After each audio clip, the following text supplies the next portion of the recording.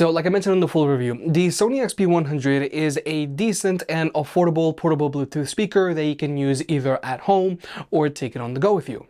But I also mentioned that two Sony XB100s playing together actually sound fairly impressive. So today we're going to see how two Sony XB100s playing in stereo mode stack up to a single JBL Flip 6 and to a single JBL Charge 5. Now, pricing wise, two XB100s is going to cost you $120, whereas a single Flip 6 retails for $130, but this speaker likes to go on sale for $100 on a regular basis.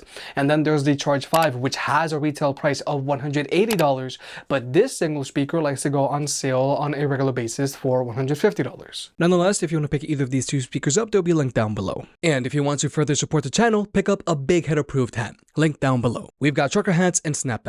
By buying a hat, you help the unbiased and unsponsored videos coming, and it also helps us cover more products and produce more versus videos. Thank you to everyone who's already bought a hat, and look out for more designs coming soon. And also, please remember to hit that like button and let's get subscribed. Now, regarding speaker setup, the Sony XB100 has a single upward firing driver and a downward firing passive radiator, whereas both the Flip 6 and Charge 5 have a frontward firing woofer and a frontward firing tweeter, and they both have passive radiators that shoot out the sides. But the main difference here, the Charge 5 is just a little larger. Now, the big deal as to why it's important that these JBL speakers have a woofer and a tweeter setup is that the woofer is going to focus on the mids and the tweeter is going to focus on the highs. So this is going to help with overall instrument separation.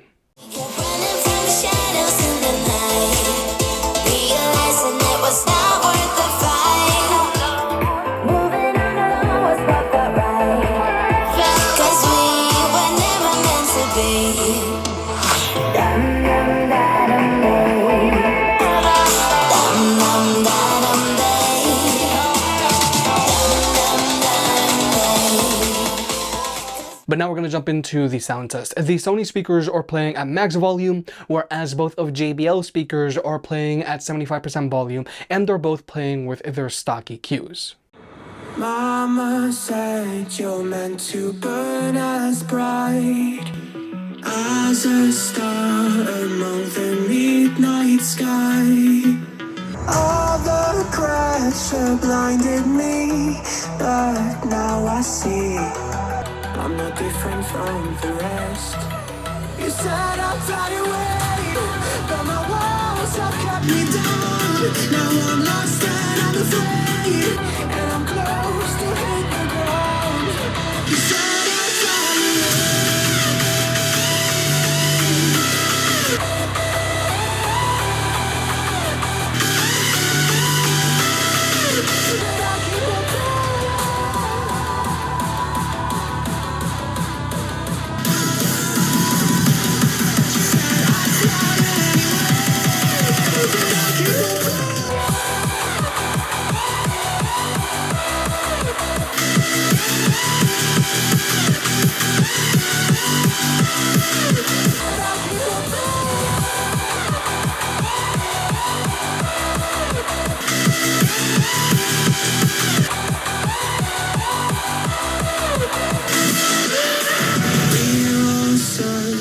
For thy open door, show me proof that there is something more.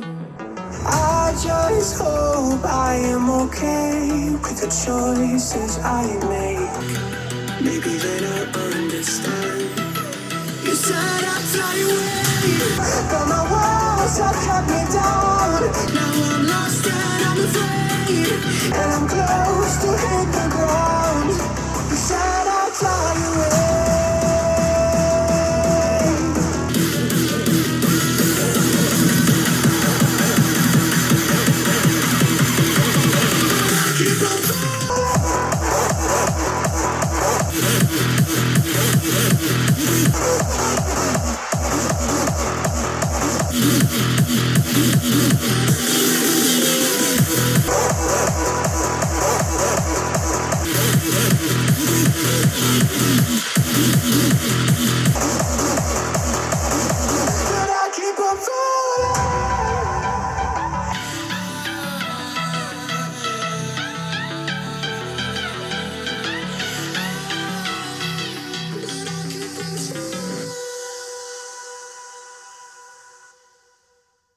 So volume-wise, two XB100s do a decent job of keeping up with the Flip 6 when it's playing at 75% volume.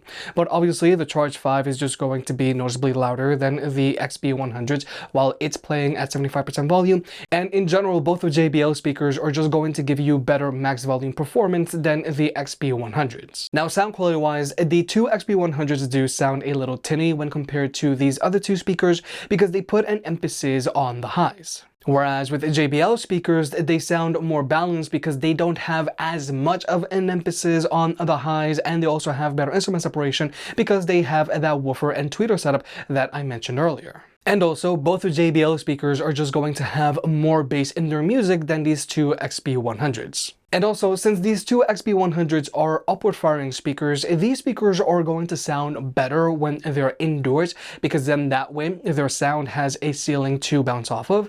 Or if you're going to use the XB100s while outdoors, you want to try to get them to actually get aimed directly at you so the music is actually hitting you. And finally, there's just the customizable EQ on these speakers. With both of JBL speakers, you can adjust their EQ to your liking.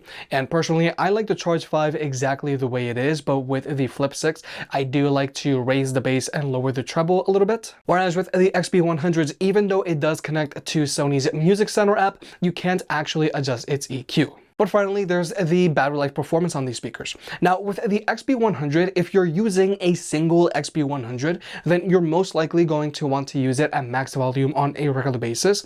And if that's the case, then the XB100 is going to only last you for about 5 hours of playback time. But with two XB100s, using them at 80% volume actually sounds decent enough. And if you're going to be using these speakers at 80% volume, then you can expect a battery life of around 10 to 12 hours of playback time. Whereas with the Flip 6, it has an advertised battery life of 12 hours, but real-world use with it playing at 80% volume, it's good for about 8 to 9 hours of playback time. And with the Charge 5, it has an advertised battery life of 20 hours, but real-world use with it playing at 80% volume, it's good for about 10 to 11 hours of playback time.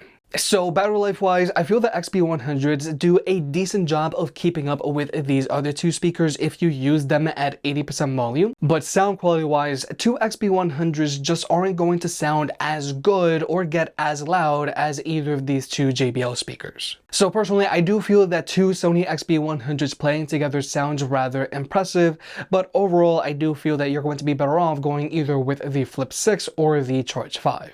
If you made it this far, I guess you enjoyed the video, so hit the like button and get subscribed. If you want to pick any of the products up, they'll be linked down below. And if you want to further support the channel, check out the merch. I made some shirts and hoodies that look and feel great. And you know I can be very particular, so I'll only slap my name on something if I'm really proud of it.